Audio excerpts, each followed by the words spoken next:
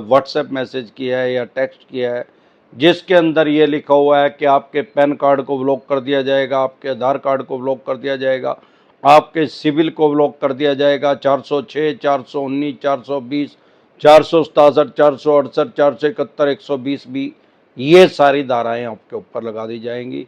आपके फ़ोन को ट्रैक किया जाएगा, आपके नियर बाय पुलिस स्टेशन में कंप्लेंट कर दी जाएगी, रजिस्टर्ड कर दी जाएगी, आपकी FIR लॉज हो जाएगी, आपका पर्चा दर्ज हो जाएगा, आपको पुलिस उठा लेगी और आपको जेल में डाल देगी। इस बारे में हम विस्तार से बात करेंगे।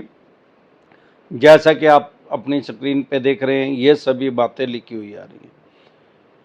हमारे क्लाइंट के पास आया है, ये व्हाट्सएप पे मैसेज आया है, तो ये सारा स्क्रीनशॉट लेके मेरी टीम ने डाल दिया है। अब लोग कहते हैं सर आप इतनी वीडियो कैसे बना देते हो, 3000 वीडियो कैसे बना दी। अरे हजारों आदमी हमारे साथ हर रोज नए जुड़ जाते हैं यार। जो भी ज़्यादा लोगों की ज़्यादा जिस दिन आज की डेट में जो ज़्यादा प्रॉब्लम है लोगों की, उसी टॉपिक पे उसी विषय पे हम वीडियो बना देते हैं। बाकी बैंकिंग तो हमारे माइंड में खोपड़े में सेव हो ही रही है, तुरंत प्रभाव से बताओ और समझा देते हैं। साथियों पैसे हैं तो हमारे जो भी पहले नंबर डले हुए थे हर ऐप के ऊपर, वो किसी टेक्निकल प्रॉब्लम की वजह से उन पे व्हाट्सएप मैसेज नहीं आ पा रहा है। अब हमने एक नया नंबर जारी कर दिया जो आके आपकी स्क्रीन पे आ रहा है। अगर आप हमारे से पर्सनल मीटिंग करना चाहते हैं, पर्सनल एडवाइस लेना चाहते हैं, 5 स्टेटों में हमारे ऑफिस है। अगर आप हमारे से पर्सनल मीटिंग करना चाहते हैं, आप दिल्ली से हमें देख रहे हैं तो CP में कनॉट प्लेस में हमारा हेड ऑफिस है। अगर हरियाणा से देख रहे हैं तो कुंडली में, पंजाब से देख रहे हैं तो लुधियाना में, मुंबई से देख रहे हैं तो गोरेगांव में, गुजरात से देख रहे हैं तो अहमदाबाद, दिल्ली दरवाजा पे पर्सनल मीटिंग आप हमारे से कर सकते हैं।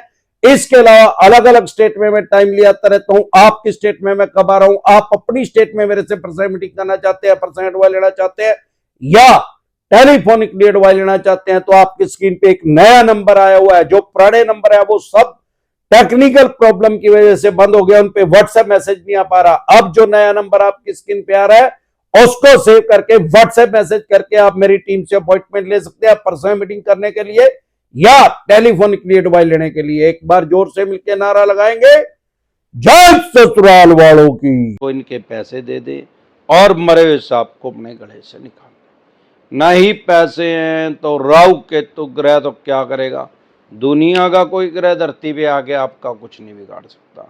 और ये चवन्नी छाप तो सौदा ही कुछ नहीं है, इनका ही अमरात तो बैठा ही है।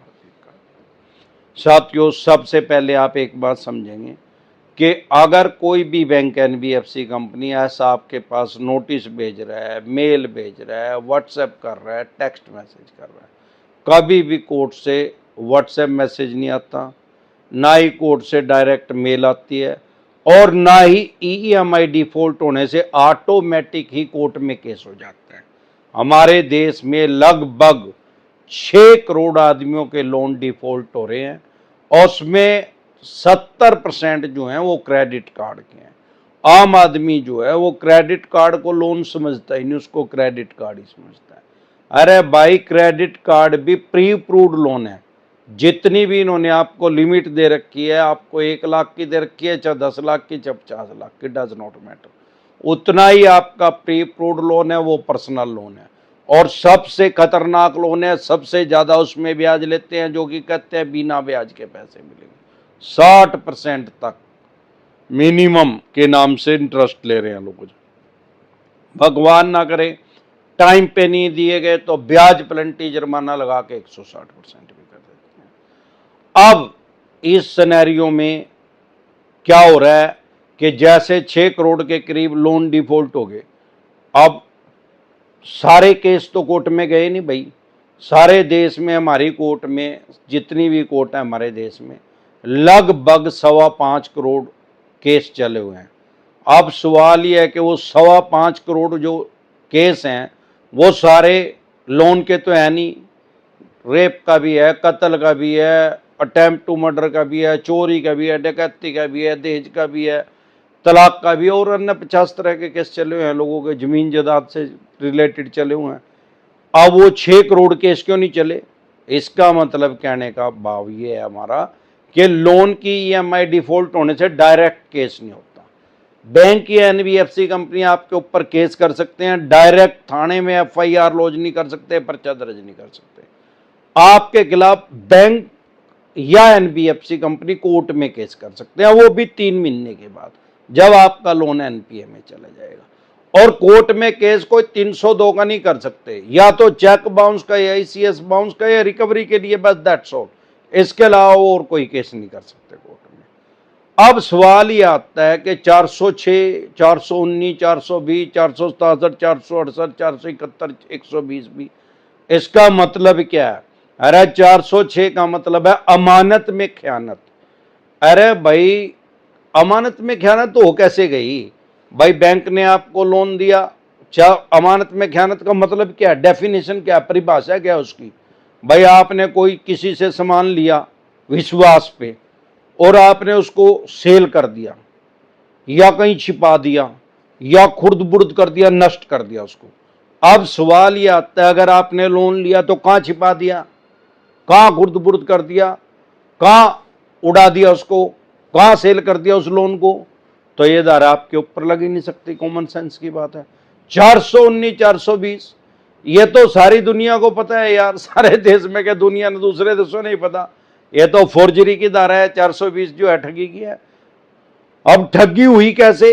अरे भाई ठगी तो ही नहीं, आपने लोन अप्लाई किया तो उन्होंने लोन दे दिया, नहीं भी अप्लाई किया उन्होंने ऑफर करी सामने से, आपने लोन ले लिया, तो ठगी क्या होगी उसमें? कोई फोर्जरी तो तब मानी जाएगी आपने कोई फेक डॉक्यूमेंट्स दे दियो जब लोन लिया था, फिर तो 420 हो सकती है, अदरवाइज 420 लग ही नहीं सकती। 10,000 में से किसी एक आदमी ने फेक डॉक्यूमेंट्स दिया होगा, बाकी ने तो दिया ही नहीं, उस पर लग ही नहीं सकती, उसको भी हटा दो। अब आ गई 467, 468, ये धारा क्या कहती है? फर्जी दस्तावेज तैयार करना। अरे भाई, इसमें 10 साल की सजा का प्रावधान, अगर किसी ने फर्जी दस्तावेज, फेक डॉक्यूमेंट्स देके लोन ले लिया तो। अब 10,000 में से सिर्फ एक आदमी ने लोन लिया, ऐसे 9,999 आदमी ने तो लोन नहीं लिया, ऐसे कोई फेक डॉक्यूमेंट्स दिए नहीं, कोई फर्जी दस्तावेज तैयार करवा के बैंक एनबीएफसी कंपनी को दिए नहीं, तो 467, 468 नहीं लग सकती। अब आ गई 120 बी, 2 या 2 से अधिक आदमी जब कोई षड्यंत्र रच के है या रचने की कोशिश करते हैं तो उनके ऊपर 120 भी लग जाती है, षड्यंत्र रचने की। अब सवाल यह आता है कि एक आदमी ने लोन लिया किसी बैंक एनबीएफसी कंपनी से, तो 2 या 2 से अधिक आदमी कहां से आ गए उसमें? जब तक 2 आदमी नहीं होंगे या 2 से ज्यादा नहीं होंगे तो 120 जो है इंप्लीमेंट ही नहीं हो सकती, लागू ही नहीं हो सकती। एक आदमी के ऊपर कभी भी 120 भी नहीं लग सकती, क्योंकि ये षड्यंत्र रचने गया। भाई एक आदमी है, अमरदीप कादियान बैठा है यहां अकेला, अब षड्यंत्र कैसे? अब षड्यंत्र के दीवार की किलो षड्यंत्र रचेंगे क्या? लाइट के साथ क्या, एसी के साथ क्या, फोन के साथ, इसके साथ? षड्यंत्र रचने के लिए कोई दूसरा आदमी तो चाहिए। कुत्ते के साथ तो षड्यंत्र नहीं रचा जाता, ना बिल्ली के, ना भैंस के, ना गाय के, ना हाथी के, ना शेर के साथ, वो तो षड्यंत्र नहीं रच सकते ना, उसको तो बात ही नहीं समझ में आ रही उसकी। षड्यंत्र रचने के लिए एक आदमी और चाहिए या 2 से ज्यादा आदमी चाहिए। अब लोन ही एक आदमी ने लिया है तो 2 या 2 से ज्यादा कहां से आ गए? तो 120 भी नहीं लग सकती।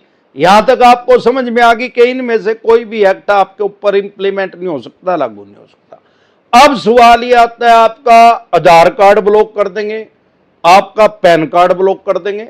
अरे पैन कार्ड का मतलब क्या है यार? परमानेंट अकाउंट नंबर, मतलब क्या है उसका? भाई अगर आप किसी औरत का, लेडीज का आधार कार्ड देखेंगे या लड़की का आधार कार्ड देखेंगे, आधार कार्ड में क्या होगा? उनके फादर का नेम होगा।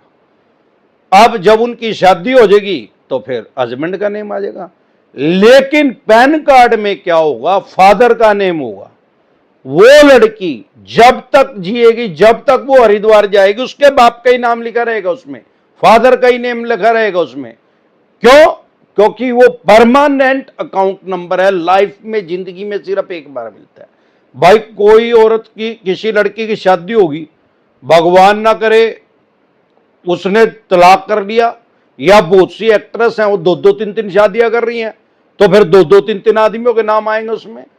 भाई आदमी तो चेंज हो सकता है, हस्बैंड तो चेंज हो सकता है, लेकिन बाप तो चेंज नहीं हो सकता ना। फादर तो एक ही बार बना, एक ही है, 5 बाप तो नहीं हो सकते ना।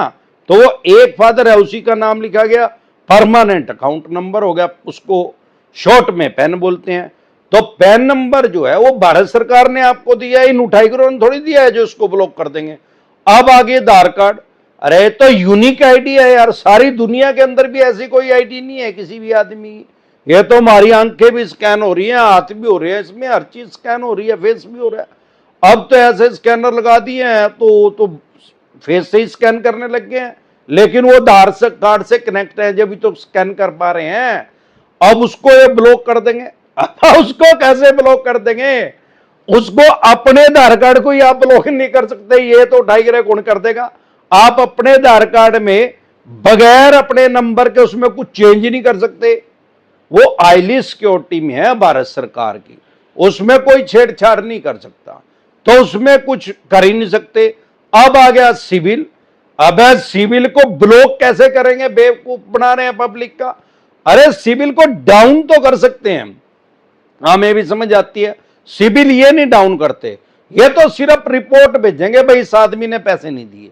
वो सिविल जो है, सिविल अपने आप उसको डाउन करेगा, ना ये डाउन कर सकते ना ये आप कर सकते। अब फिर ये उसको ब्लॉक कैसे कर देंगे? अब ये समझ में आएगा। हम आपको ये बताना चाह रहे हैं कि इनमें से कोई एक्ट, कोई धारा आपके ऊपर नहीं लग सकती, ना आपका क्रेडिट कार्ड, ना आपका क्रेडिट कार्ड को ब्लॉक कर सकते हैं, क्योंकि क्रेडिट कार्ड तो इन्होंने नहीं दिया भाई। पैन कार्ड और आधार कार्ड के साथ कोई आपका छेड़छाड़ नहीं कर सकता, ना आपका सिविल ब्लॉक हो सकता, ना इनमें से कोई धारा लग सकती, ना ही कभी भी डायरेक्ट कोर्ट में केस होता है। उसके लिए भी अगर बैंक एनबीएफसी कंपनी को आपके ऊपर केस करना भी है तो भी आपको नोटिस इशू करना पड़ेगा। चेक बाउंस का या आईसीएस बाउंस का केस करना भी है, भले ही आपकी 5 ईएमआई डिफॉल्ट होगी या 25 होगी, बगैर नोटिस इशू किए आपके ऊपर केस नहीं हो सकता। आपको इंटीमेट करना पड़ेगा, आपको बताना पड़ेगा, वो अमाउंट बताना पड़ेगा। भाई इतने अमाउंट का चेक बाउंस हो गया, इतनी प्याज पेनल्टी जुर्माना लगा के इतने हो गए, इतने पैसे आप दे दो। आपको 15 दिन का टाइम देना पड़ेगा, 15 डे का।